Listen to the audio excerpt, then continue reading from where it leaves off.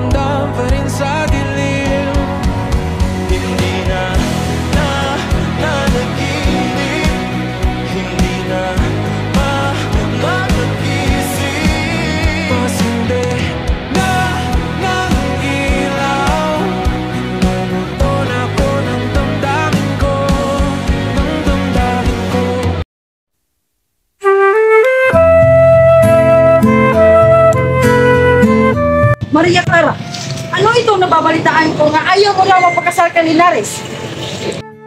Kung totoong mahal mo ako, tulad ang sinasabi mo, hindi mo ako hahayaang mapakasal kay Linares, Padre, sapagkat hindi ko siya mahal at hindi ko siya mamahalin magpakailanman. Maria Clara, gusto kita ipakasal kay Linares. Ito ay makakabuti sa iyo. Ito ang dapat mo malaman, Padre Damas. Kaya namin ilabas ang lahat ng problema basta't magkasama ka ng Ibarra. Ngayon, nasaan si Ibarra? Wala na siya! Patay na siya! Ano bang maaari kong gawin? Wala na si Ibarra, kaya ipapakasal kita kay Linares sa ayaw at sa gusto mo. Dalawa lamang ang aking pagpipilian, ang mamatay o pagpasok sa kumbento. Mamili ka, Padre.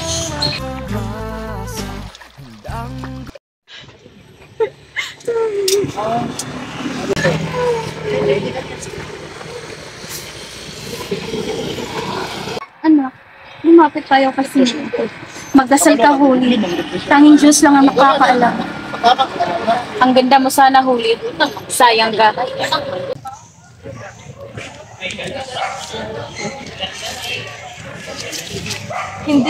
Hindi ako papayag sa pagiging alilab. Ayoko din, Lolo. Kaso ito na ang tanging paraan upang makabayad tayo para kay tatay. Bakit hindi mo lang ibenta yung lakit na binigay sa iyo ni Basilio? Hindi ko kayang gawin iyon. Magpapaalila na lamang ako kaysa ibigay ang lakit na ito. Kaharang-harang ang buhay ng aking anak na si Talis. Binabalaan ko na siya sa pagiging korap sa mga praile. O aking ingko, wag mo masyadong damdamin. Ang aking gagawin ay para lamang sa kapakanan ng aking ama. Isa kang mabuting anak ako. Kung meron kang nagustuhan si Mom, huwag kang dahil tataasan ni Simon ang sweldo. Tama, matalas ang kanyang pag-isip pagdating sa negosyo. Ito ang unang pagkakataon na ipapakita ko ang mga pulseras na ito sa buong mundo. Napakagandang siyamante at mga ruby. Kayamanan ay maaari mong ikasira, Ginang Sinang. Isang dakot lang nito at malaking porsyento ng ating bayan ay mauuwi sa luhaan. Tama si Senyor Simon. Tama, ang kayamanan ay maaaring maging dahilan sa masamang bagay sa buhay.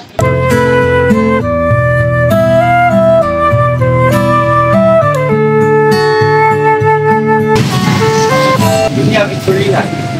Itong kwintas na ito ay tiyas ng kapangyarihan. Ngunit tandaan, ang totoong kapangyarihan sa kanila. Ay, Senyor! Tunay nga na ikaw ay mapapalito bagay.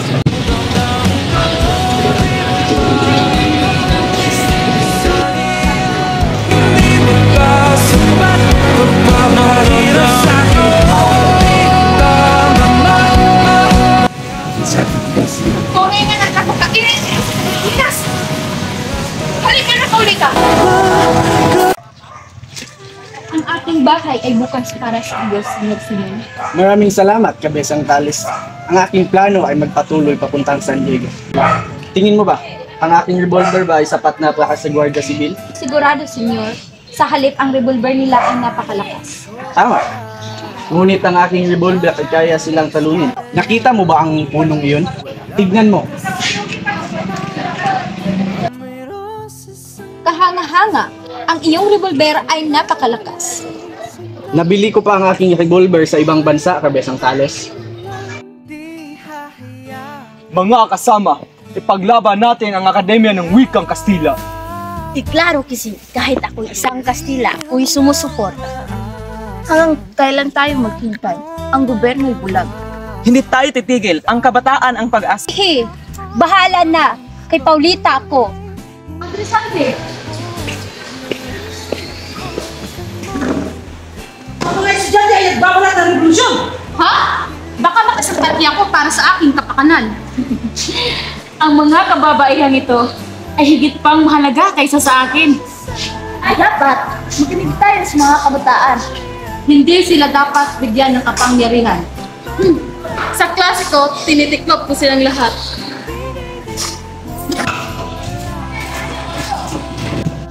Tiyo, bakit ba ganito ang bayan natin? Lahat ng magaganda sinisira ng kasakiman.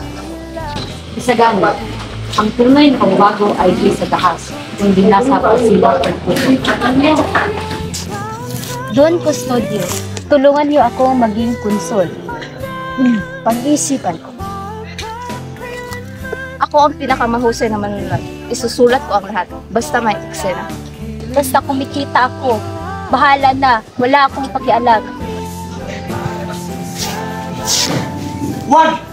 Hindi ito ang solusyon! Hindi mo ba naiintindihan, Basilio?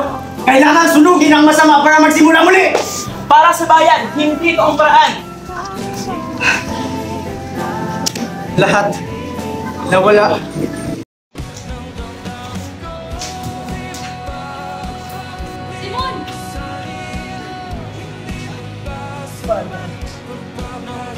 Ako si Ibarra. Nabigo ang lahat. Anak, ang kalayaan ay hindi kukuha sa lahas, kundi sa malinis at gustong paraan. Sana. Sa susunod ay...